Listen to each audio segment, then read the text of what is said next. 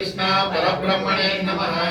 श्रीमद्भगवद्गीता सप्तमोऽध्यायः ज्ञान विज्ञान योगः।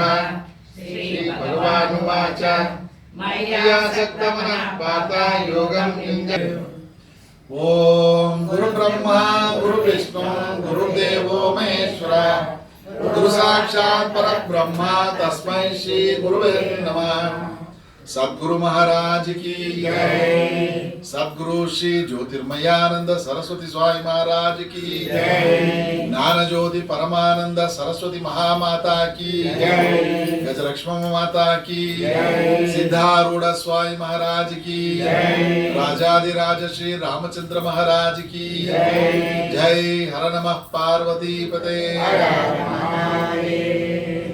हरि गुरु चरणಗಳಿಗೆ ವಂದಿಸುತ್ತಾ ಓಂಕಾರ ಸ್ವರೂಪನಾಗಿ ಸರ್ವರಲ್ಲಿಯೂ ಸರ್ವಾಂತರ್ಯಾಮಿಯಾಗಿ ರಾರಾಜಿಸುತ್ತಿರುವ ಆ ಪರಬ್ರಹ್ಮ ವಸ್ತುವಿಗೆ ವಂದಿಸುತ್ತಾ ಇಂದಿನ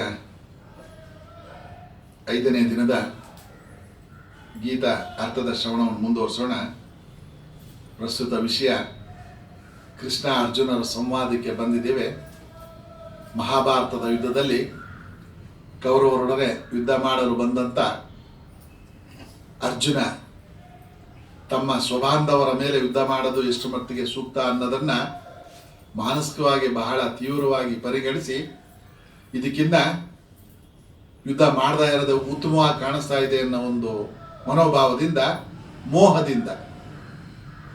ಅಂತ ಅಂದ್ರೆ ಬಾಂಧವರ ಮೋಹ, ಬಂಧುಗಳ ಮೋಹ, ಅಣ್ಣ ತಮ್ಮ ಮಕ್ಕಳು ಮೊಮ್ಮಕ್ಕಳ ಮೇಲಿನ ಮೋಹದಿಂದ ಈ ಯುದ್ಧ ಮಾಡದೇ ಇರದೆ ಸೂಕ್ತ ಅಂತ ತನ್ನಲ್ಲಿ ನಿರ್ಧಾರ ಮಾಡಿ ಬಿಲ್ಲು ಬಾಣಗಳನ್ನು ತ್ಯಜಿಸಿ ಮುಂದೇನು ಮಾಡಬೇಕು ಅಂತ ತೋಚದೆ ಮನಸ್ಸಿನಲ್ಲಿ ಮೋಹಯುತನಾಗಿ ಅಳು ಬರಬೇಕಾದಾಗ ಮನಸ್ಸು ಬಹಳ ವಿಚಲಿತವಾಗಿದೆ ಅನ್ನೋದನ್ನು ಗಮನಿಸಬೇಕು. ಅದೇ ರೀತಿಯಲ್ಲಿ ಯಾವುದೇ ಮನುಷ್ಯ ಗೀತಾ ಪಾರಾಯಣ ತಗೊಳ್ಳೋವಂಥ ಸಂದರ್ಭನ ಯಾವ ರೀತಿ ಪರಿಗಣಿಸಬೇಕು ಅಂತ ಅಂದ್ರೆ ಪರಿಸ್ಥಿತಿಯನ್ನ ವಿಶ್ಲೇಷಣೆ ಮಾಡಿ ಸುಖ ದುಃಖ ಕಷ್ಟ ನಷ್ಟ ಆದಾಯ ಲಾಭ ಇತರ ವಿಷಯಗಳಲ್ಲಿ ಬರತಕ್ಕಂಥ ಆಗುವೋಹಗಳಲ್ಲಿ ವ್ಯತ್ಯಾಸವಾದಾಗ ಆಗತಕ್ಕಂಥ ಏರುಪೇರುಗಳಲ್ಲಿ ಬರತಕ್ಕಂಥ ಮನಸ್ಸಿನ ಕ್ಷೋಭೆಗೆ, ಮನಸ್ಸಿನ ವಿಚಲಿತತೆಗೆ, ಮನಸ್ಸಿನ ಡಿಪ್ರೆಷನ್ ಅಂದ್ರೆ ಮನಸ್ಸು ಸ್ವಾಸ್ಥ್ಯ ಕಳ್ಕೊಳ್ತಕ್ಕಂಥದ್ದು ಅಂತ ಸನ್ನಿವೇಶ ಕಂಡು ಬಂದಂತ ಪರಿಸ್ಥಿತಿನಲ್ಲಿ ಏನು ಮಾಡಬೇಕು ಅಂದಾಗ ಕೃಷ್ಣನನ್ನ ಪ್ರಶ್ನೆ ಮಾಡ್ತಾನೆ. ಅರ್ಜುನ, ನನಗೆ ಸೂಕ್ತ ಮಾರ್ಗದರ್ಶನ ಕೊಡಪ್ಪ ಅಂತ ಕೃಷ್ಣ ಆದರೂ ಹೇಳ್ತಾನೆ. ಪೂರ್ಣ ಆಧ್ಯಾತ್ಮ ಕರ್ಮಯೋಗ ಎಲ್ಲ ವಿಷಯಗಳನ್ನ ಪ್ರಸ್ತುತಪಡಿಸ್ತಾ 20-40 ಶ್ಲೋಕಗಳಲ್ಲಿ ಪೂರ ಗೀತಾ ಸಾರಾಂಶವನ್ನ ಆತನ ಮುಂದೆ ಇಟ್ಟು, ಆತ್ಮ ನಾಶ ಆಗುವಂಥದ್ದಲ್ಲ, ಇದರಲ್ಲಿ ಶಾಶ್ವತವಾಗಿರತಕ್ಕಂಥ ವಸ್ತು ಅನ್ನೋದನ್ನ ನೀನು ಗಮನಿಸಬೇಕು. ಈ ಪಾಂಚಭೌತಿಕ ದೇಹಗಳಲ್ಲಿ ನೀನು ಮನಸ್ಸಿಗೆ ಆಸಕ್ತಿಯನ್ನು ತೋರಿಸಬೇಡ. ಒಳಗಡೆ ಇರತಕ್ಕಂಥ ಆತ್ಮ ನಾಶ ಆಗತಕ್ಕಂಥದ್ದಲ್ಲ, ಅದನ್ನ ಗಮನಿಸು ಅಂತ ಹೇಳ್ತಾ ಮುಂದೆ ಕರ್ಮ ಮಾಡಬೇಕಾಗತ್ತೆ, ಕೆಲಸ ಮಾಡಬೇಕಾಗತ್ತೆ. ಕೆಲಸಗಳನ್ನು ಯಾವ ರೀತಿ ಮಾಡಬೇಕಾಗತ್ತೆ ಅಂತಂದ್ರೆ ನಿಷ್ಕಾಮಯುತವಾಗಿ ಮಾಡು, ಕಾಮವನ್ನು ವರ್ಜಿಸಿ. ಕಾಮ ಅಂದ್ರೆ ಕೆಲಸಗಳಲ್ಲಿನ ನಿರೀಕ್ಷಿತ ಫಲಗಳನ್ನ ಆಸೆಗಳನ್ನ ಇಟ್ಟುಕೊಳ್ಳದೆ ಭಗವಂತನ ಇಚ್ಛೆಯಂತೆ ನನಗೆ ಬಂದಿರತಕ್ಕಂಥ ಕೆಲಸ ಕಾರ್ಯಗಳನ್ನ ಶ್ರದ್ಧಾಭಕ್ತಿಯಿಂದ ಮಾಡ್ತಾ ಇದ್ದೀನಿ. ಫಲ ಅಫಲಗಳು ಭಗವಂತನಿಗೆ ಬಿಟ್ಟಿದ್ದು ಅನ್ನೋ ಒಂದು ಇಚ್ಛೆಯಿಂದ ಮಾಡ್ತಕ್ಕಂಥ ಕೆಲಸಗಳಿಗೆ ನಿಷ್ಕಾಮ ಕರ್ಮ ಯೋಗ ಅಂತಾರೆ. ಇದನ್ನ ಮಾಡ್ತಕ್ಕಂಥವನು ಮನಸ್ಸಿನ ಸ್ಥಿತಿ ಸಮವಾಗಿರುತ್ತೆ, ಸ್ಥಿರವಾಗಿರುತ್ತೆ. ಅವನಿಗೆ ಸ್ಥಿತ ಪ್ರಜ್ಞಾ ಅಂತ ಹೇಳ್ತಾರೆ. ಪ್ರಜ್ಞೆ ಅಂತ ಅಂದ್ರೆ ಮನಸ್ಸು ಸ್ಥಿರವಾಗಿ ಇಟ್ಕೊಳ್ತಕ್ಕಂಥ ಅವನಿಗೆ ಸ್ಥಿತ ಪ್ರಜ್ಞಾ ಅಂತ ಹೇಳ್ತಾರೆ. ಬಾಕಿದೆಲ್ಲ ಅಭ್ಯಾಸಕ್ಕೆ, ಮಂತ್ರೋಚ್ಚಾರಣೆ ಇರ್ಬೋದು, ಧ್ಯಾನ ಇರ್ಬೋದು, ಅನುಷ್ಠಾನ ಇರ್ಬೋದು, ಯಾಗ ಇರ್ಬೋದು, ಯಜ್ಞ ಇರ್ಬೋದು, ಇವೆಲ್ಲನೂ ಕರ್ಮಾಚರಣೆಗೆ ಅಂದ್ರೆ ಒಂದು ಉದ್ದೇಶಿತ ಮೂಲವನ್ನು ಇಟ್ಟುಕೊಂಡು ನಾವು ಅದನ್ನ ಆಚರಣೆ ಮಾಡ್ತೀವಿ. ಆದ್ರೆ ಈ ಸ್ಥಿತ ಪ್ರಜ್ಞತೆ ಪಡೆಯತಕ್ಕಂಥದ್ದು ಅಂತಿಮ ಸ್ಥಿತಿಯಾಗಿರ್ತದೆ. ಮನಸ್ಸಿನ ಶಾಶ್ವತವಾಗಿ ಶಾಂತವಾಗಿ ಇಟ್ಕೊಳ್ಳುವಂಥ ಒಂದು ಸ್ಥಿತಿ ಆಗಿರ್ತದೆ. ಅದು ಒಂದು ಕ್ಷಣದಲ್ಲಿ ಮಾತ್ರ ಇಟ್ಕೊಳ್ಳುವಂಥದ್ದಲ್ಲ, ಅಥವಾ ಬೆಳಗ್ಗೆ ದೇವ್ರ ಮನೆಯಲ್ಲಿ ಮಾತ್ರ ಇಟ್ಕೊಳ್ಳುವಂಥದ್ದಲ್ಲ, ಆಶ್ರಮಕ್ಕೆ ಬಂದಾಗ ಮಾತ್ರ ಅದನ್ನು ಅನುಸರಿಸ್ಬೇಕು ಅಂತ ಅಲ್ಲ. ಪ್ರತಿ ಕ್ಷಣನೂ ಮನಸ್ಸಿನ ಸ್ಥಿಮಿತತೆ, ಮನಸ್ಸಿನ ಸ್ಥಿರತೆ ಕಾಪಾಡ್ತಕ್ಕಂಥದ್ದು ಸ್ಥಿತಪ್ರಜ್ಞನ ಲಕ್ಷಣ ಅಂತ ವಿವರಣೆ ಕೊಡ್ತಾರೆ. ಅದನ್ನು ಆ ಸ್ಥಿತಪ್ರಜ್ಞನ ಲಕ್ಷಣ ಆದರೂ ಏನು ಅಂತ ಪ್ರಶ್ನೆ ಮಾಡ್ತಾರೆ. ಅರ್ಜುನ ವಿವರಣೆ ಕೊಡ್ತಾ ಹೋಗ್ತಾ ಇದ್ದಾರೆ. ಕೇಶವ, ಸಮಾಧಿಯಲ್ಲಿರುವ ಸ್ಥಿತಪ್ರಜ್ಞನ ಲಕ್ಷಣವೇನು? ಅವನು ಸಮಾಧಿಯಲ್ಲಿದ್ದು ಹೇಗೆ ಮಾತನಾಡುತ್ತಾನೆ, ಹೇಗೆ ಇರುತ್ತಾನೆ, ಹೇಗೆ ವ್ಯವಹಾರ ಮಾಡುತ್ತಾನೆ? ಆ ಸ್ಥಿತಪ್ರಜ್ಞನ ವ್ಯವಹಾರ ಆದರೂ ಹೇಗಿರ್ತದೆ ಅಂತ ಪ್ರಶ್ನೆ ಮಾಡ್ತಾನೆ. ಭಗವಂತ ಹೇಳ್ತಾನೆ, ಮನಸ್ಸಿನಲ್ಲಿರುವ ಸರ್ವ ಕಾಮನೆಗಳನ್ನು ಬಿಟ್ಟು, ಮನಸ್ಸಿನಲ್ಲಿ ಕಾಮನೆಗಳು ಬರ್ತಾ ಇರ್ತವೆ. ಎಲ್ಲಿಂದ ಬರ್ತವೆ? ಯಾರೇನು ತಂದು ಎಪ್ಪಾಕಲ್ಲ, ಅಲ್ಲಿ ಬೇರೆಯವರು ತಂದು ಇದನ್ನ ಚಿಂತೆ ಮಾಡಪ್ಪ, ಹೊಸದೊಂದು ಫಿಲ್ಮ್ ರಿಲೀಸ್ ಆಗ್ತಾ ಇದೆಯಂತೆ, ಅದ್ರ ಬಗ್ಗೆ ರಿಲೀಸ್ ಮಾಡಪ್ಪ, ಅಥವಾ ಸಂಸಾರದಲ್ಲಿ ಒಂದು ಕೊರತೆನೋ ಒಂದು ಲಾಭನೋ ಒಂದು ನಷ್ಟನೋ ಕಾಣಿಸ್ತಾ ಇದೆ, ಅದ್ರ ಬಗ್ಗೆ ಚಿಂತೆ ಮಾಡಪ್ಪ ಅಂತ ಯಾರು ನಮಗೆ ಮನಸ್ಸಿಗೆ ತಂದು ವಿಷಯ ಕೊಡೋದಿಲ್ಲ. ಬೆಳಗ್ಗೆ ಎದ್ದ ಕೂಡಲೇ ಸ್ವಲ್ಪ ನೆಮ್ಮದಿ, ಆರಾಮ್ ನೆಮ್ಮದಿ ಇಲ್ಲ, ಇದ್ರದ್ದು ಗಲಾಟೆ ಜಾಸ್ತಿ ಆಯಿತು ಅಂದ್ರೆ ಆ ಕಡೆ ಓಡ್ತಾ ಇರ್ತದೆ, ಇನ್ನೂ ಬರಲಿಲ್ವೇ ಅದ್ರದ್ದು ಎಲ್ಲ ತೃಪ್ತಿಯಾಗಿ ಸ್ವಲ್ಪ ಸಮಾಧಾನ ಆಯಿತು ಅಂತಾದ್ರೆ ಶುರು ಮಾಡ್ತದೆ ಅದರದ್ದೇ ಆದಂಥ ಭಜನೆ. ಒಳಗಡೆ ಮನಸ್ಸಿನ ಭಜನೆ ಏನೇನು ಮಾಡ್ತದೆ, ಯಾವ್ಯಾವ ರೀತಿ ಮಾಡ್ತದೆ ಅನ್ನೋದು ಅವರವರಿಗೆ ಗೊತ್ತು, ಬೇರೆಯವ್ರಿಗೆ ಗೊತ್ತು ಆಗೋದಿಲ್ಲ. ಆ ಮನಸ್ಸಿನ ಪರಿಸ್ಥಿತಿ ಹೇಗಿರ್ತದೆ ಅಂತಂದ್ರೆ, ಕಾಮನೆಗಳನ್ನು ಬಿಟ್ಟು, ಕಾಮನೆಗಳು ಆ ಭಾವನೆಗಳು ಯಾವಾಗ ಶುರುವಾಗುತ್ತೆ ಅಂತಂದ್ರೆ, ಯಾವುದೋ ಒಂದು ಉದ್ದೇಶನ ಇಟ್ಟು ನಾವು ಚಿಂತೆ ಮಾಡಿದಾಗ, ಒಂದು ಆಸೆ, ಒಂದು ಕಾಮನೆ, ಒಂದು ಬೇಕು ಅನ್ನೋ ಒಂದು ವಿಷಯ, ಅಥವಾ ನನಗೆ ಬೇಕಾಗಿತ್ತು ಅನ್ನೋ ವಿಷಯನ ಮನಸ್ಸಿನಲ್ಲಿ ಇನ್ಸ್ಟಾಲ್ ಅಂತ ಸ್ಥಾಪನೆ ಮಾಡ್ತಾ ಅದನ್ನು ನಾವು ಚಿಂತನೆ ಶುರು ಮಾಡಿದಾಗ ಆ ಚಿಂತನೆಗಳು ಶುರುವಾಗ್ತವೆ. ಅದನ್ನು ಬಿಟ್ಟು ಆತ್ಮನಿಂದಲೇ ಸಂತುಷ್ಟನಾಗಿರುವವನೇ ಸ್ಥಿತಪ್ರಜ್ಞ ನೆನೆಸಿಕೊಳ್ಳುತ್ತಾನೆ. ಇದು ಗಮನಿಸಬೇಕಾದಂಥ ಎರಡು ಪದಗಳು. ಸಂತುಷ್ಟನಾಗಿರ್ತಕ್ಕಂಥವನು ಎಲ್ಲಿರ್ತಾನೆ, ಯಾವ ರೀತಿ ಇರ್ತಾನೆ ಅಂತ ಅಂದ್ರೆ, ಆತ್ಮನಲ್ಲಿಯೇ, ಬೇರೆ ಎಲ್ಲೋ ಅಲ್ಲ, ತನ್ನ ಆತ್ಮನಲ್ಲಿಯೇ. ನಿನ್ನ ಉದ್ಧಾರಕ್ಕೆ ನೀನೇ ಕಾರಣ, ನಿನ್ನ ನಾಶಕ್ಕೆ ನೀನೇ ಕಾರಣ ಅಂತ ಮುಂದಿನ ಭಾಗದಲ್ಲಿ ಬರ್ತದೆ. ಅಂದ್ರೆ ನನ್ನ ಮನಸ್ಸನ್ನು ನಾನೇ ಪ್ರಶಾಂತವಾಗಿ ಇಟ್ಕೊಂಡು ಆತ್ಮನಲ್ಲಿಯೇ ಸಂತುಷ್ಟನಾಗಿರ್ತಕ್ಕಂಥದ್ದು, ಎಲ್ಲೋ ಅಲ್ಲ, ನಾನೇ ಸಂತುಷ್ಟನಾಗಿರ್ತಕ್ಕಂಥದ್ದು, ಬೇರೆ ಯಾರನ್ನೋ ಸಮಾಧಾನ ಪಡಿಸ್ತಕ್ಕಂಥದ್ದಲ್ಲ. ನಿನ್ನ ಸಮಾಧಾನವನ್ನು ನೀನು ಪಡೆಯತಕ್ಕಂಥದ್ದೇ ಸಮಾಧಾನ, ಸಮಾಧಿ. ಅದನ್ನ ಪ್ರಥಮ ಶ್ಲೋಕದಲ್ಲಿ ಹೇಳ್ತಾ, ದುಃಖ ಅದಕ್ಕೆ ಬೇಕಾದಂಥ ಸನ್ನಿವೇಶಗಳು ಯಾವುದು ನಾವು ಉಂಟು ಮಾಡ್ಕೋಬೇಕು ಅಂತ ಅಂದ್ರೆ, ದುಃಖದಲ್ಲಿ ವಿದ್ವಿಗ್ನವಿಲ್ಲದೆ. ದುಃಖ ಬರುತ್ತೆ, ಮನುಷ್ಯನಿಗೆ ದುಃಖ ಬರೋದು ಸಹಜ, ಅದರಲ್ಲಿ ಉದ್ವಿಗ್ನತೆ ಬೇಡ. ಮೊನ್ನೆ ಒಂದು ಸಣ್ಣ ಕತೆ ಗಮನಿಸೋದಲ್ಲ, ಎಲ್ಲ ಪರಿಸ್ಥಿತಿಗಳಿಗೂ ನಮಗೆ ಸಮತ್ವ ಕೊಡ್ತಕ್ಕಂಥ ಒಂದು ವಸ್ತು ವಿಷಯ ಯಾವುದು ಅಂತ ಅಂದ್ರೆ ಕಾಲ ಬದಲಾಗುತ್ತೆ. ದುಃಖ ಬಂದಿದೆ, ಕಷ್ಟ ಬಂದಿದೆ, ಕಾಯಿಲೆ ಬಂದಿದೆ, ಯಾವುದೋ ಕಾಲೋ ಕೈಯೋ ತೊಂದರೆ ಕೊಡ್ತಾ ಇದೆ, ಏನೋ ಅನಾನುಕೂಲಗಳಾಗಿದೆ, ಶಾಶ್ವತನ ಇಲ್ಲ, ಒಂದು ಪರಿಹಾರ ಅನ್ನೋದು ಇದ್ದೇ ಇರ್ತದೆ. ಅದು ಬರಗಂಟ ನಾವು ಕಾಯಬೇಕು. ನೆಗಡೆ ಬಂದಿದೆ, ಚಿಟಿಕೆ ಹಾಕ್ಬಿಟ್ಟು ಓಡಿಸ್ಬಿಡ್ತೀನಿ ಅಂತ ಅನ್ನೋ ಡಾಕ್ಟರ್ ಯಾರಾದ್ರೂ ಇದ್ದಾರಾ? ಇಲ್ಲಲ್ಲ. ಡಾಕ್ಟ್ರು ನೆಗಡೆ ಬಗ್ಗೆ ಔಷಧಿ ಕೊಡೋ ಡಾಕ್ಟರ್ ಹೇಳ್ತಾರೆ, ನೀವು ಏನು ತಗೊಳ್ತಾ ಇದ್ರೆ ನೆಗಡೆ 1 ವಾರ 7 ದಿನಗಳು ತೊಂದರೆ ಕೊಡ್ತದಂತೆ. ಈ ನಾನು ಕೂಡ ಮಾತ್ರ ತಗೊಂಡ್ರೆ 7 ದಿವಸದಲ್ಲಿ ವಾಸ ಆಗ್ಬಿಡ್ತದೆ. ಎಲ್ಲ ಒಂದೇ 1 ವಾರ ತಗೊಳುತ್ತೆ. ಔಷಧಿ ತಗೊಂಡಿದ್ರೆ ಔಷಧಿ ತಗೊಂಡ್ ಕೂಡಲೇ 7 ದಿನದಲ್ಲಿ ವಾಸ ಆಗ್ಬಿಡುತ್ತೆ ಅಂತ ಅಂದ್ರೆ ಅರ್ಥ. ನಮ್ಮ ಮನಸ್ಸಿನಲ್ಲಿ ನಾವೇ ಸಮಾಧಾನ ಮಾಡ್ಕೊಬೇಕೆ ಹೊರತು ಈ ಮನಸ್ಸನ್ನ ಉದ್ವಿಗ್ನತೆಯನ್ನ ಸಮಾಧಾನ ಪಡಿಸಿಕೋ. ಈ ಒಂದು ಅಂಶಗಳನ್ನು ಮನಸ್ಸಿಗೆ ಕೊಟ್ಟು, ಸುಖದಲ್ಲಿ ಇಚ್ಛೆ ಇಲ್ಲದವನು, ಬರೇನೇ ಸುಖನೇ ಬೇಕು ಅಂತ ಕೂತ್ಕೊಂಡ್ರೆ ಅದು ಬೇಜಾರಾಗುತ್ತೆ. ಯಾವ್ದಾನ ಒಂದನ್ನ ಬಹಳ ಆಸೆ ಪಟ್ಟು ಜೀವನದಲ್ಲಿ ಅದೊಂದು ನನ್ನ ಪರಮ ಉದ್ದೇಶ ಅಂತ ಇಟ್ಕೊಂಡು ಯಾವುದೋ ತೊಟ್ಕೊಳೋದೋ, ಹಾಕೊಳೋದೋ, ಉಟ್ಕೊಳೋದೋ, ಅಥವಾ ಇರೋವಂಥದ್ದು ಏನೋ ಒಂದು ಮಾಡ್ಕೊಂಡು ಅಂತ ಅಂದ್ರೆ ಎಷ್ಟು ದಿವಸ? ಅದಕ್ಕಿಂತ ಚೆನ್ನಾಗಿರೋದು ನೋಡೋಷ್ಟು ದಿವಸ. ಆಮೇಲೆ ಇದು ಯಾಕೋ ಹಳೇದಾಯ್ತಲ್ಲ, ಇನ್ನೊಂದು ಸ್ವಲ್ಪ ಚೆನ್ನಾಗಿದ್ದಿದ್ರೆ ಚೆನ್ನಾಗಿತ್ತು ಅನ್ನೋ ಭಾವನೆ ಸಹಜವಾಗಿ ಬರ್ತಕ್ಕಂಥದ್ದಾದ್ರಿಂದ ಸುಖ ಮಾತ್ರನೇ ಬೇಕು ಅನ್ನೋ ಭಾವನೆಯನ್ನು ಬೇಡ.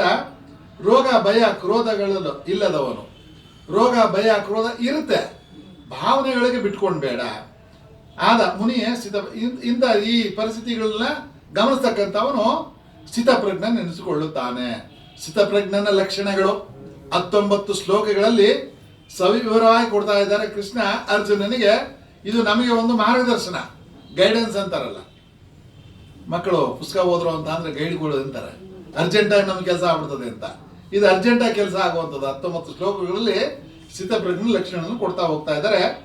ಯಾರು ಸರ್ವ ವಸ್ತುಗಳಲ್ಲಿ ಆಸಕ್ತ ರಹಿತನಾಗಿದ್ದು, ಸರ್ವ ವಸ್ತುಗಳಲ್ಲಿ ಆಸಕ್ತಿ ರಹಿತವಾಗಿದ್ದು, ಇದು ಬೇಕೇ ಬೇಕು, ಅದಿಲ್ಲದ್ರೆ ನನಗೆ ಆಗದೇ ಇಲ್ಲ, ನನ್ನ ಜೀವನನೇ ವ್ಯರ್ಥ ಆಗುತ್ತೆ ಇತ್ಯಾದಿ ಇತ್ಯಾದಿ ಕಾರ್ಯಕ್ರಮಗಳನ್ನು ಬಿಟ್ಟು ಭಗವಂತ ಕೊಟ್ಟಿನ ಸಂತೃಪ್ತಿ, ಕೊಡದಿಲ್ವಾ ಅದಕ್ಕೂ ಸಂತೃಪ್ತಿನೇ ಅನ್ನೋ ಭಾವನೆಯಿಂದ ಬಂದ ಶುಭ ಅಶುಭ ಫಲಗಳಿಗಾಗಿ ಸಂತೋಷ, ಶುಭ ಅಶುಭ ಯಾವುದೇ ಬರಲಿ ಸಂತೋಷ, ದ್ವೇಷ ಇಲ್ಲದವನಾಗಿ, ಅದಕ್ಕೆ ಸಂತೋಷನೂ ಇಲ್ಲ ದ್ವೇಷನೂ ಇಲ್ಲ, ಸುಖ ಆದ್ರೂ ಬರಲಿ ದುಃಖ ಆದ್ರೂ ಬರಲಿ ಸಮತ್ವದಲ್ಲಿ ತಗೊಳ್ತಕ್ಕಂಥ ಅವನು ಸ್ಥಿತಪ್ರಜ್ಞ ಅಂತ ಹೇಳ್ತಾ ಇದ್ದಾರೆ. ಆಮೆಯು ತನ್ನ ಅಂಗಾಂಗಗಳನ್ನು ಸಹಜವಾಗಿ ಹಿಂದಕ್ಕೆ ಎಳೆದುಕೊಳ್ಳುವಂತೆ ಶಬ್ದಾದಿ ವಿಷಯಗಳಿಂದ ತನ್ನ ಇಂದ್ರಿಯಗಳನ್ನು ಅವುಗಳ ವಿಷಯಗಳಿಂದ ಎಲ್ಲ ಕಡೆಯಿಂದ ಹಿಂದೆರಿಕೊಳ್ಳುವವನೇ ಸ್ಥಿತಪ್ರಜ್ಞನು. ಆಮೆಯ ಉದಾಹರಣೆ ಕೊಡ್ತಾರೆ. ಆಮೆ ಸಾಮಾನ್ಯವಾಗೆಲ್ಲ ನೋಡೇ ಇರ್ತೀವಿ, ಅದಕ್ಕೆ ಒಂದು ಗಾಢವಾದಂಥ ಮೇಲ್ಗಡೆ ಚಿಪ್ಪು ಕೊಟ್ಟಿರ್ತಾರೆ, ಏನು ಮಾಡಿದ್ರು ಅದು ಒಡೆಯೋದಿಲ್ಲ, ಗಟ್ಟಿ ಇರ್ತದೆ. ಅದಕ್ಕೆ ರಕ್ಷಣೆಗೋಸ್ಕರ ಭಗವಂತ ಕೊಟ್ಟಿದ್ದಾನೆ. ಅದರಡೆ ಮೃದುವಾದಂಥ ಒಂದು ಮಾಂಸ ಭಾಗವನ್ನು ಶೇಖರಣೆ ಮಾಡ್ಕೊಂಡು ಇರ್ತದೆ. ಅದಕ್ಕೆ 5 ಭಾಗನ ಆಚೆ ತೆಗೆದು ವ್ಯವಹಾರ ಮಾಡಲಿಕ್ಕೆ ಭಗವಂತ ಅವಕಾಶ ಕೊಟ್ಟಿದ್ದಾನೆ. 6 ಬಾಲನ್ನು ಸೇರಿಸಿದ್ರೆ 2 ಕೈ 2 ಕಾಲು 1 ಮೂತಿ 1 ಬಾಲ, 6 ಪಾರ್ಟ್ಗಳನ್ನ ಅದು ಚಿಪ್ಪಿಂದ ಆಚೆ ಬಿಟ್ಟು ವ್ಯವಹಾರ ಮಾಡಲಿಕ್ಕೆ ಮಾಡ್ತಾ ಇರ್ತದೆ. ಅಪಾಯ ಬಂತ, ಯಾರಾದ್ರೂ ಮುಟ್ಟಿದ್ರ, ಬಾವಿನಲ್ಲಿ ಆಮೆ ಇತ್ತು, ಅದರ ಜೊತೆ ಆಟ ಆಡೋದೇ ಒಂದು ದೊಡ್ಡ ಕಾರ್ಯಕ್ರಮ ಆಗಿತ್ತು. ಈ ದಾಸವಾಳ ತಗೊಂಡೋಗಿ ಹಾಕಿದ್ರೆ ಯಾವ ಮೂಲೆಯಲ್ಲಿದ್ರು ಬಂದು ಬರ್ರಂತ ಅದನ್ನು ತಿನ್ಕೊಂಡು ಹೋಗ್ಬಿಡು. ಆಮೆ ಅದು ಕಲ್ಲಲ್ಲಿ ನೋಡಿದ್ರೆ ಪಟ್ ಅಂತ ಒಳಗಡೆ ಮುಚ್ಕೊಳೋದು, ಅದು ಆ ವಯಸ್ಸಲ್ಲಿ ಅದು ನೋಡೋದೇ ಒಂದು ವಿಶೇಷತೆ ಆಗಿತ್ತು. ಇದು ಆಮೆಯ ವಿಶೇಷತೆ. ಇಲ್ಲಿ ಹೇಳ್ತಾರೆ ಇವನು ಸ್ಥಿತಪ್ರಜ್ಞ ಹೇಗಿರ್ತಾನೆ ಅಂತ ಅಂದ್ರೆ, ಕಷ್ಟ ಸುಖಗಳು ಬರ್ತಕ್ಕಂಥದ್ದು ಸರ್ವರಿಗೂ ಸಹಜ. ಅವನು ಮಹಾತ್ಮ ಆಗಿರ್ಬೋದು, ಮಹಾತ್ಮರು ಪರಿಸ್ಥಿತಿಗಳು ನಾವು ಗಮನಿಸಿದಾಗ ಏನು ಎಲ್ಲ ಇವ್ರು ಕಾವಿ ಹಾಕೊಂಡ್ಬಿಟ್ಟಿದ್ದಾರೆ, ಇವ್ರ ಹತ್ರ ಏನು ಹೋಗೋದು ಬೇಡ ಅಂತ ವ್ಯವಹಾರಗಳು ಇರ್ತಾವೇನೋ, ಇಲ್ಲಲ್ಲ, ಇನ್ನು ಜಾಸ್ತಿ ಅವ್ರ ಹತ್ರನೇ ಸಮಸ್ಯೆಗಳು. ಅದಕ್ಕೆ ಬೇರೆ ಬೇರೆ ಕಾರಣ. ಈಗ ಅದು ಬೇಡ ನಮಗೆ, ಇಲ್ಲಿ ಅವ್ರನ್ನ ಯಾರನ್ನೂ ಬಿಟ್ಟಿದ್ದಲ್ಲ ಅನ್ನೋದು ನಮಗೆ ಬೇಕಾಗಿರ್ತಕ್ಕಂಥದ್ದು. ಆ ಪರಿಸ್ಥಿತಿಗಳು ಬಂದಾಗ ಒಳಗಡೆ ಎಳ್ಕೊಳ್ಳೋದು, ಆಮೆ ಒಳಗಡೆ ಎಳ್ಕೊಂತು. ಇಲ್ಲಿ ನಾವ್ ಯಾವ್ದನ್ನ ಎಳ್ಕೊಳ್ಳೋದು, ಕೈ ಎಳ್ಕೊಳ್ಳೋದ, ಕಾಲು ಎಳ್ಕೊಳ್ಳೋದ, ಯಾವ ಪಾಠ ಎಳ್ಕೊಳ್ಳೋದ, ಮನಸ್ಸನ್ನ ಒಳಗೆ ತೆಗೆದುಕೋ. ಹಿಂಗಿರ ಅದರಿಂದನೇ ಓಡ್ಬೇಡ, ಹಂಗ್ ಮಾಡ್ತೀಯಾ ಅದಕ್ಕಾಗ ಇದಕ್ಕೀಗ ಚಿಂತನೆ ಮಾಡ್ತಾ ನೀನು ನಿನ್ ತಾತ ನಿಮ್ಮಪ್ಪ ಅಂತ ಅದಕ್ಕೆ ಯೋಚನೆ ಮಾಡ್ತಾ ಹೋಗಬೇಡ. ಇಂದ್ರಿಯಗಳನ್ನ ವಿಷಯಗಳಿಂದ ಒಳಗೆ ತೆಗೆದುಕೊಳ್ತಕ್ಕಂಥದ್ದು ಸಾಕು. ಚಿಂತನೆ ಮಾಡಿದ್ದು 50, 60, 70 ಗಂಟೆ ಮಾಡಿದ್ದೀವಿ, ಸ್ವಲ್ಪ ಒಳಗೆ ಬಾ ಅಂತ ಅದು ಒಳಗೆ ಕರ್ಕೊಂಡು ಹಿಂತೆಗೆದುಕೊಳ್ಳುವವನೇ ಸ್ಥಿತಪ್ರಜ್ಞ. ಸ್ಥಿತಪ್ರಜ್ಞನ ಲಕ್ಷಣಗಳು ಎಷ್ಟು ಚೆನ್ನಾಗಿ ವಿವೃತ ಒಂದೊಂದು ಅಧ್ಯಾಯ ಶ್ಲೋಕದಲ್ಲೂ ಕೊಡ್ತಾ ಇದ್ದಾರೆ ಅಂತಂದ್ರೆ, ಮತ್ತೆ ನಿರಾಹಾರನಾದ ದೇಹಿಯನ್ನು ತೊರೆದು ಶಬ್ದಾದಿ ವಿಷಯಗಳು ಹಿಂದಿರುಗುವು. ನಿರಾಹಾರಿಯಾದ ದೇಹವನ್ನು ತೊರೆದು ಶಬ್ದಾದಿ ವಿಷಯಗಳು ಹಿಂದಿರುವು, ಆದರೂ ವಿಷಯ ವಾಸನೆ ಉಳಿದಿರುತ್ತದೆ. ಪರಬ್ರಹ್ಮ ಸಾಕ್ಷಾತ್ಕಾರದ ನಂತರವೇ ಇಲ್ಲದಂತಾಗುತ್ತದೆ. ಇಲ್ಲ, ನಾನೇನು ತಿನ್ನೋದಿಲ್ಲ, ಏನು ವ್ಯವಹಾರ ಮಾಡೋದಿಲ್ಲ, ಎಲೆ ತಿನ್ಕೊಂಡು ಜೀವನ ಮಾಡ್ತಕ್ಕಂಥ ಋಷಿಮುನಿಗಳನ್ನ ಕೇಳಿದ್ದೀವಿ. ತಪಸ್ಸು ಮಾಡ್ತಾ ಇದ್ರು, ಗಾಳಿಯನ್ನ ಸೇವಿಸಿ ಜೀವನ ಮಾಡ್ತಾ ಇದ್ರು. ಅರ್ಧ ಇಲ್ಲಿಗಂಟ ನದಿನಲ್ಲಿ ಮುಳುಗಿ ತಪಸ್ಸು ಮಾಡಿದಂಥ ಯೋಗಿಗಳನ್ನ ಕೇಳ್ತಾ ಇದ್ದೀವಿ. ಇದೆಲ್ಲ ಬಿಟ್ಟರು ಕೂಡ ಮೇಲಿನ ಚಟುವಟಿಕೆಗಳು ಎಲ್ಲ ಇಂದ್ರಿಯಗಳ ಚಟುವಟಿಕೆಗಳು ನಿಲ್ಲಿಸ್ತೀನಿ ಅಂತ ಅಂದ್ರೂ ಕೂಡ ವಿಷಯ ವಾಸನೆ ನಿಲ್ಲುತ್ತಾ? ಬ್ರಹ್ಮನಿಗೆ ಫ್ಲೈಟ್ ಸಿಕ್ತೋ ಇಲ್ಲೋ, ಮೆಟ್ರೋದಲ್ಲಿ ಸಿಗಾಕೊಂಡೋ, ಟ್ರಾಫಿಕ್ ಜಾಮಲ್ಲಿ ಸಿಗಾಕೊಂಡಿದ್ದನೋ, ನಾನು 4-5 ವರ್ಷದಿಂದ ತಪಸ್ಸು ಮಾಡ್ತಾ ಇದ್ದೀನಿ ಇನ್ನೂ ಬರಲೇ ಇಲ್ವಲ್ಲ ಅಂತ ಬರ್ತಕ್ಕಂಥ ಬ್ರಹ್ಮನ ಬಗ್ಗೆ ಕೂತ್ಕೊಂಡು ಯೋಚನೆ ಮಾಡ್ತಾ ಇದ್ರೆ ವಿಷಯ ವಾಸನೆ ಹೋಗ್ಲಿಲ್ಲ. ಏನೇ ತಿಂದಿರಾ, ಏನೇ ಎಲ್ಲ ತೊರೆದು ನಾನು ಆ ಭಗವಂತನ ಸ್ಮರಣೆ ಮಾಡ್ತೀನಿ ಅಂದ್ರೂ ಕೂಡ ವಿಷಯ ವಾಸನೆ ಉಳಿದಿರ್ತದೆ. ಪರಬ್ರಹ್ಮ ಸಾಕ್ಷಾತ್ಕಾರದ ನಂತರವೇ ಇಲ್ಲದಂತ ಆಗುತ್ತದೆ. ಬ್ರಹ್ಮ ಪರ ಅಂತಂದ್ರೆ ಇದನ್ನ ಹೊರತುಪಡಿಸಿರ್ತಕ್ಕಂಥ ಸರ್ವಾತ್ಮ ಚೇತನ ಸ್ವರೂಪವಾದಂಥ ಆ ಪರಬ್ರಹ್ಮದ ಸಾಕ್ಷಾತ್ಕಾರ, ಅದನ್ನು ಅರ್ಥ ಮಾಡ್ಕೊಂಡದಾಗ. ಸಾಕ್ಷಾತ್ಕಾರ ಅಂತ ಅಂದ್ರೆ ಸಾಕ್ಷಾತ್ ಆಕಾರವನ್ನ ನಾವು ಅರ್ಥ ಮಾಡ್ಕೊಳ್ತಕ್ಕಂಥದ್ದು. ಸಾಕ್ಷಾತ್ ಆಗಿ ನೋಡ್ತಿದ್ವಿ, ಪ್ರತ್ಯಕ್ಷನಾದರು ಅಂತಾರಲ್ಲ, ಭಗವಂತ ಪ್ರತ್ಯಕ್ಷನಾದ. ಸಾಕ್ಷಾತ್ ಆಗಿ ಎದುರುಗಡೆ ಕಾಣ್ತಕ್ಕಂಥ ಒಂದು ಅನುಭವವನ್ನು ಪಡೆದಾಗ ಅದು ವಿಷಯ ಸ್ವಲ್ಪ ಕಮ್ಮಿ ಆಗುತ್ತೆ. ಕುಂತಿ ಕುಮಾರ, ಕ್ಷೋಭೆಯನ್ನುಂಟು ಮಾಡುವ ಇಂದ್ರಿಯಗಳು ಪ್ರಯತ್ನಶೀಲನು ಜ್ಞಾನಿಯಾದ ಪುರುಷನ ಮನಸ್ಸನ್ನು ಕೂಡ ಬಲಾತ್ಕಾರದಿಂದ ಹರಣ ಮಾಡುವವು. ಎಂತೆಂಥ ಜ್ಞಾನಿಗಳು ಹೋಗಿದ್ದಾರೆ, ಜಾರ್ತಾ ಇದ್ದಾರೆ, ಹೋಗಿದ್ದಾರೆ ಅಂತ ಹಳೆ ಕಥೆಗಳು ಮಾತ್ರ ಅಲ್ಲ. ಇವತ್ತು ಪೇಪರ್ಗಳಲ್ಲಿ ನೋಡಿದಾಗ ನಾವು ಗಮನಿಸ್ತೀವಿ, ಜಾರ್ತಾನೇ ಇದ್ದಾರೆ. ಇದು ಸಹಜ ಅಂತ ಹೇಳ್ತಾ ಇದ್ದಾನೆ. ಪುರುಷನು ಮನಸ್ಸನ್ನು ಕೂಡ ಬುದ್ಧಿ ಬಲಾತ್ಕಾರದಿಂದ ಹರಣ ಮಾಡುವು. ಮನಸ್ಸು ಬುದ್ಧಿ ಇದೆಯಲ್ಲ, ಎಳ್ಕೊಂಡು ಹೊರಟೋಗ್ತವೆ, ಜಾರಿ ಬಿದ್ದೋಗ್ತಾನೆ. ಅದಕ್ಕೋಸ್ಕರ ಏನು ಮಾಡಬೇಕು, ಇಂದ್ರಿಯಗಳನ್ನೆಲ್ಲ ನಿಗ್ರಹಿಸಿ ನನ್ನಲ್ಲಿ ಮನಸ್ಸಿಟ್ಟು ಯೋಗದಲ್ಲಿ ನಿಲ್ಲಬೇಕು. ಇಂದ್ರಿಯಗಳನ್ನು ಒಳಕ್ಕೆ ತಗೊಳ್ಬೇಕು. ಆಚೆ ಕಡೆ ನೋಡ್ತಾ ಇರ್ತಕ್ಕಂಥ ಇಂದ್ರಿಯಗಳನ್ನ ಒಳಗೆ ತೆಗೆದುಕೊಳ್ಳಬೇಕು. ಎಲ್ಲ ವಿಷಯಗಳು ಪ್ರಾರಂಭ ಆಗ್ತಕ್ಕಂಥದ್ದು ಇಂದ್ರಿಯದಿಂದನೇ. ಇಂದ್ರಿಯ ನೋಡ್ತು, ಸುಮ್ಮನೆ ಕೂತಿರ್ತದೆ, ಅಲ್ಲೊಂದು ಕುಯ್ ಅಂತು. ಯಾರ ಮೊನ್ನೆ ಒಂದು ಇದರಲ್ಲಿ ಹೇಳ್ತಿತ್ತು, ಬ್ರಹ್ಮ ಸೃಷ್ಟಿ ಮಾಡದಂತೆ, ಪ್ರಪಂಚನ ಸೃಷ್ಟಿ ಮಾಡದಂತೆ. ಆಯ್ತಪ್ಪ ಅಂತ ಸುಮ್ಮನೆ ಆದ್ಮೇಲೆ ಮಲಿಕೊಂಬಿಟ್ಟಂತೆ. ಇಲ್ಲಿ ಕ್ಷೀರಸಾಗರದಲ್ಲಿ ಪ್ರಪಂಚ ಸೃಷ್ಟಿ ಮಾಡ್ದ, ಅನುಭವಿಸ್ಕೊಡ್ರಿ ಅಂತ ಬಿಟ್ಬಿಟ್ಟು ಮಲಿಕೊಂಬಿಟ್ರು. ಯಾರೋ ವಿಷ್ಣು ಬ್ರಹ್ಮಾಂಡ ಸೃಷ್ಟಿ ಮಾಡಿದವನು, ವಿಷ್ಣುವಿನ ನಾಭಿಯಿಂದ ಬ್ರಹ್ಮಾಂಡ ಸೃಷ್ಟಿ ಆಯಿತು ಅಂತೇಳಿ ವಿಷ್ಣು ಸೃಷ್ಟಿ ಮಾಡ್ದ, ಮಲಿಕಂಡ. ಬ್ರಹ್ಮ ಪ್ರಪಂಚನೆಲ್ಲ ಮರ ಗಿಡ ಪಕ್ಷಿಗಳೆಲ್ಲ ಸೃಷ್ಟಿ ಮಾಡ್ದ, ಕೂತ್ಕೊಂಡು ತಪಸ್ಸು ಕೂತ್ಕೊಂಡ್ಬಿಟ್ಟ, ಏನ ಮಾಡ್ಕೋಗ್ರಿ ಅಂತ.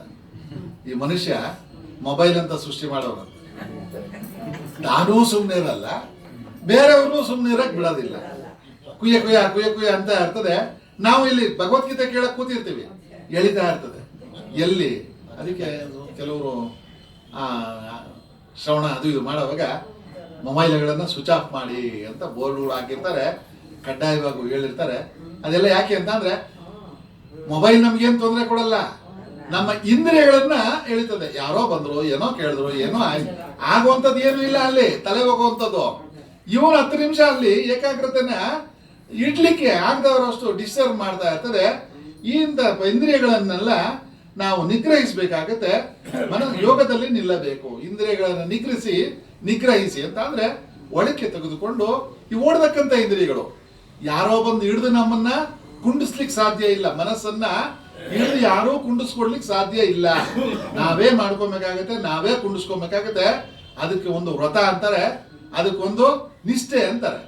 ಯಾವ ಮನುಷ್ಯ ನಿಷ್ಠೆ ಇಟ್ಕೊಂಡಿರ್ತಾನೆ, ವ್ರತ ಇಟ್ಕೊಂಡಿರ್ತಾನೆ, ಆಚರಣೆನ ಶುದ್ಧವಾಗಿ ಮಾಡಬೇಕು ಅಂತ ಮನಸ್ಸು ಮಾಡ್ತಾನೆ, ಅವನಿಗೆ ಅವನ ಇಂದ್ರಿಯಗಳು ಅವನ ಕೈನಲ್ಲಿ ಇರ್ತವೆ.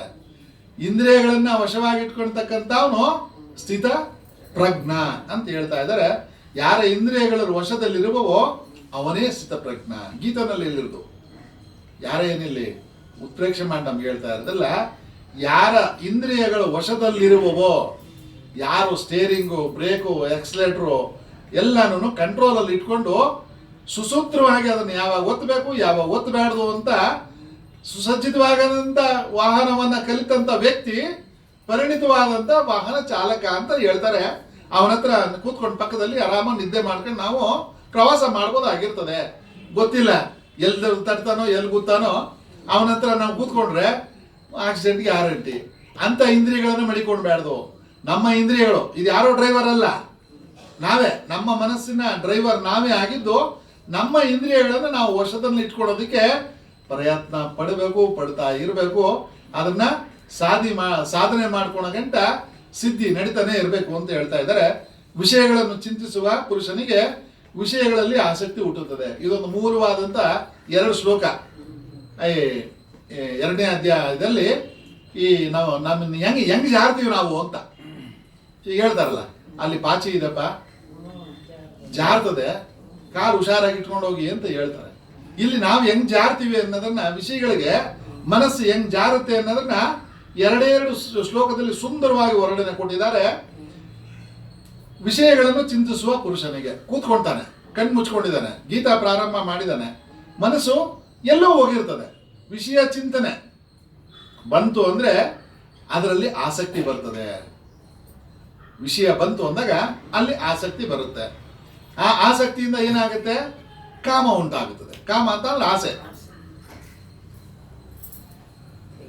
ಪಕ್ಕದಲ್ಲಿ ಒಂದು ಸಣ್ಣ ಉದಾಹರಣೆ ಊಹೆ ಮಾಡ್ಕೊಡೋಣ.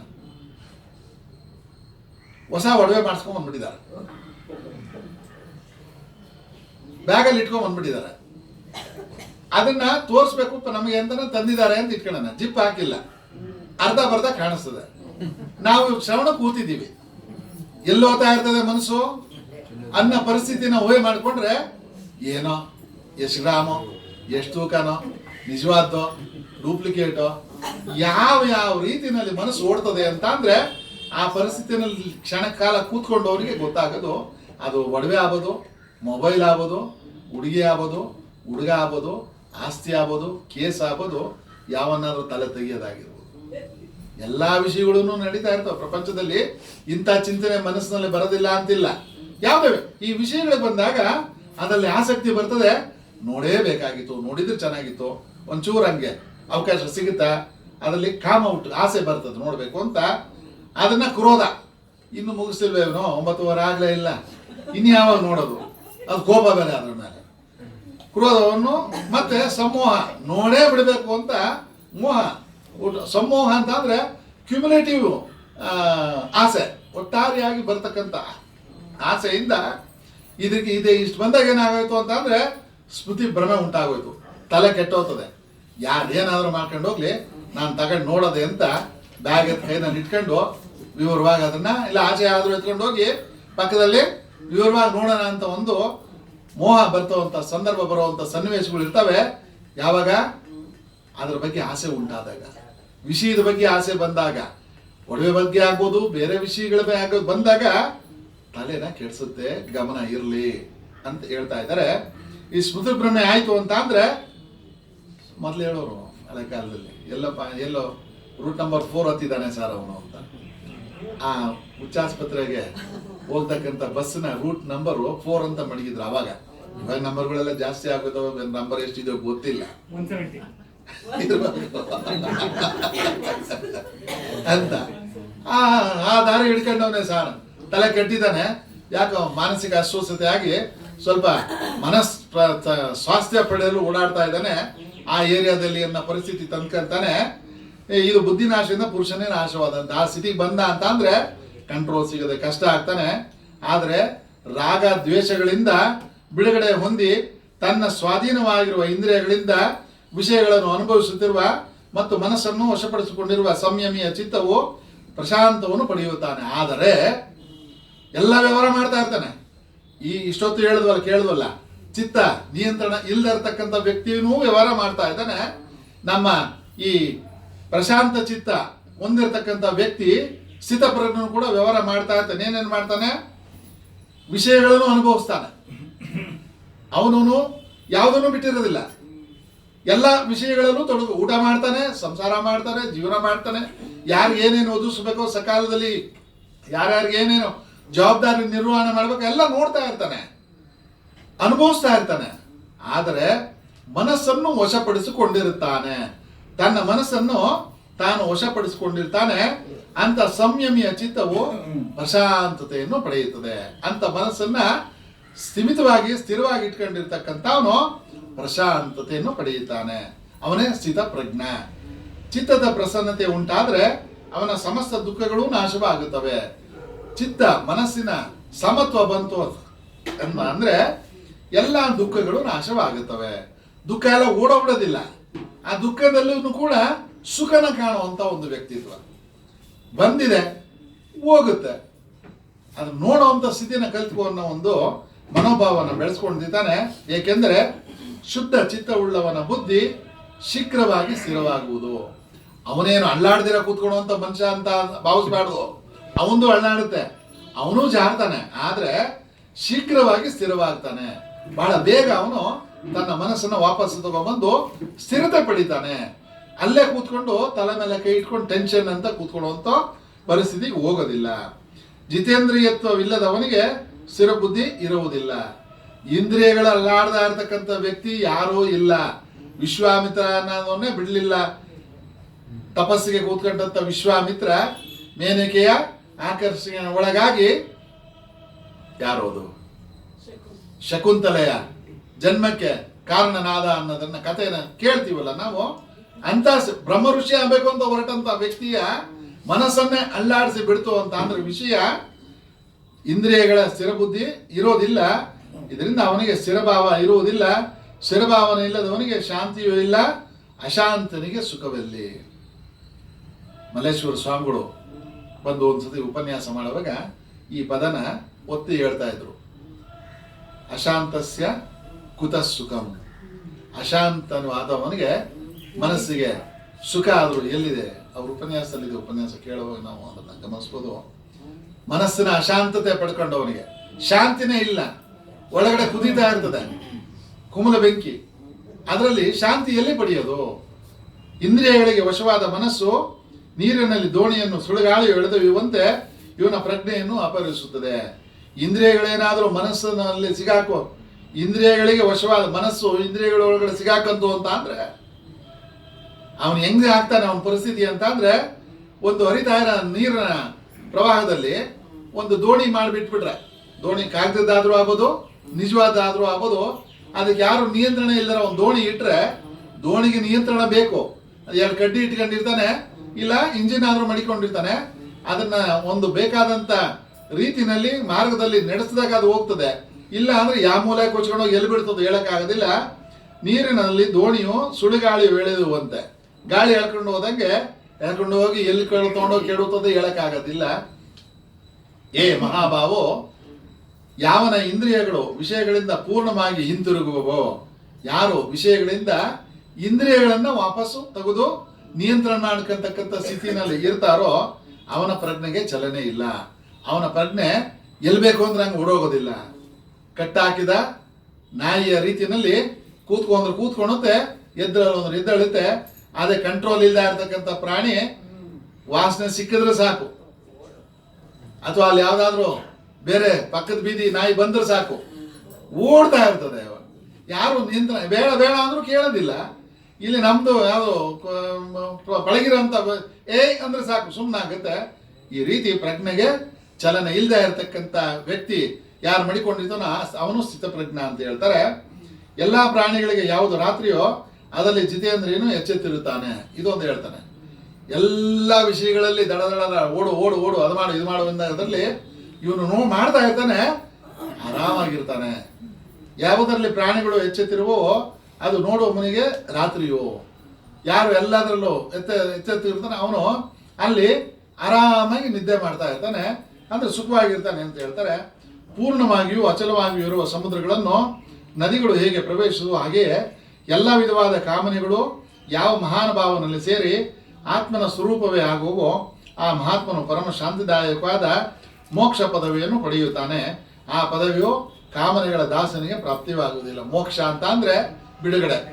ಬಿಡುಗಡೆ ಅಂತ ಅಂದ್ರೆ ಪ್ರಪಂಚದಿಂದ ಆಗಲಿ, ಮನೆಯಿಂದಾಗ್ಲಿ, ಆಶ್ರಮದಿಂದ ಆಗ್ಲಿ, ಸಂಸಾರದಿಂದ ಆಗ್ಲಿ ಬಿಡುಗಡೆ ಹೊಂದಿ ಎಲ್ಲಿಗೋ ಹೋಗಿ ಸೇರುವಂಥದ್ದಲ್ಲ ಸ್ಥಿತಿ. ಮನಸ್ಸಿನಲ್ಲಿ ಭಾವನೆಗಳನ್ನ ತೆಗೆದು ಪಕ್ಕಕ್ಕೆ ಹಾಕಿ ತನ್ನನ್ನ ತಾನು ಈ ಕಾಮನೆಗಳ ದಾಸ ಆಗೋದನ್ನ ಬಿಟ್ಟು ಒಂದು ಸ್ಥಿರವಾದಂಥ ಮನಸ್ಸನ್ನು ಪಡೆಯತಕ್ಕಂಥ ಅವನ ಕಾಮನೆಗಳಿಗೆ ಆ ಪದವಿಯು ಕಾಮನೆಗಳ ದಾಸನಿಗೆ ಪ್ರಾಪ್ತಿಯಾಗುವುದಿಲ್ಲ. ಕಾಮನೆಗಳ ದಾಸ ಅದನ್ನ ಫಾಲೋ ಮಾಡ್ಕೊಂಡು ಓಡತಕ್ಕಂಥ ವ್ಯಕ್ತಿಗಳಿಗೆ ಅದು ಪ್ರಾಪ್ತವಾಗೋದಿಲ್ಲ. ಎಲ್ಲ ಕಾಮನೆಗಳನ್ನು ಬಿಟ್ಟು ಆಸೆಯು ಮಮತೆಯು ಅಹಂಕಾರವೂ ಇಲ್ಲದವನು ಮುಕ್ತಿಯನ್ನು ಪಡೆಯುತ್ತಾನೆ. ಇನ್ನು ಕೊನೆಯ ಅಂಶ ಹೇಳ್ತಾರೆ, ಎಲ್ಲ ಆಸೆಯನ್ನ ಬಿಟ್ಟು ಮಮತೆಯು ಅಹಂಕಾರವೂ ಇಲ್ಲದೆ, ಮಮ ಅಂತ ಅಂದ್ರೆ ನಾನು, ಮಮ ಅಂತ ಅಂದ್ರೆ ನಂದು, ನಾನು, ನನ್ನದು ಅನ್ನೋ ಒಂದು ಅಹಂಕಾರ, ಏನಪ್ಪ ಯಾರೋ ನಂದು, ನಮ್ಮೋನು ಇತ್ಯಾದಿ ಬಿಟ್ಟು ಮುಕ್ತಿಯನ್ನು ಪಡೆಯುತ್ತಾನೆ. ಮುಕ್ತಿ ಅಂತ ಬಿಡುಗಡೆಯನ್ನು ಹೊಂದುತ್ತಾನೆ. ಕೊನೆ ಶ್ಲೋಕ ಇದೇ ಬ್ರಾಹ್ಮಿ ಸ್ಥಿತಿ. ಇದನ್ನು ಪಡೆದವನು ಮೋಹದಲ್ಲಿ ಬೀಳುವುದಿಲ್ಲ, ಅಂತವನು ಅಂತ್ಯಕಾಲದಲ್ಲಿಯೂ ಅದರಲ್ಲಿಯೇ ನಿಂತು ಬ್ರಹ್ಮ ನಿರ್ವಾಣವನ್ನು ಪಡೆಯುತ್ತಾನೆ. ಮಹಾತ್ಮೆ ಓದಬೇಕಾದ್ರೆ ಒಂದು ಶ್ಲೋಕ ಬರ್ತದೆ, ಗೀತಾ ಅಂತ ಶ್ರವಣ ಮಾಡ್ತಾ ಯಾರು ಪ್ರಾಣ ಬಿಡ್ತಾನೋ ಅವನಿಗೆ ಮುಕ್ತಿಯನ್ನ ಕೊಡ್ತೀನಿ ನಾನು ಅಂತ ಕೃಷ್ಣ ಪರಮಾತ್ಮನ ಆಶ್ವಾಸನೆ ಇದೆ. ಯಾರು ಭಗವಂತನ ಸ್ಮರಣೆ ಮಾಡ್ತಾ ಅಂತಿಮ ಯಾತ್ರೆಯನ್ನ ಮುಕ್ತಾಯಗೊಳಿಸ್ತಾನೆ ಅವನಿಗೆ ಮುಕ್ತಿ ಸಿಗುತ್ತದೆ, ಬ್ರಹ್ಮ ನಿರ್ವಾಣ ಆಗುತ್ತೆ. ಇದು ಬ್ರಹ್ಮ ಆ ಸ್ಥಿರಪ್ರಜ್ಞತೆಯ ಲಕ್ಷಣ ಅಂತ ವಿವರಣೆ ಮಾಡ್ತಾ 2ನೇ ಅಧ್ಯಾಯ ಮುಗಿಸ್ತಾ ಇದ್ದಾರೆ.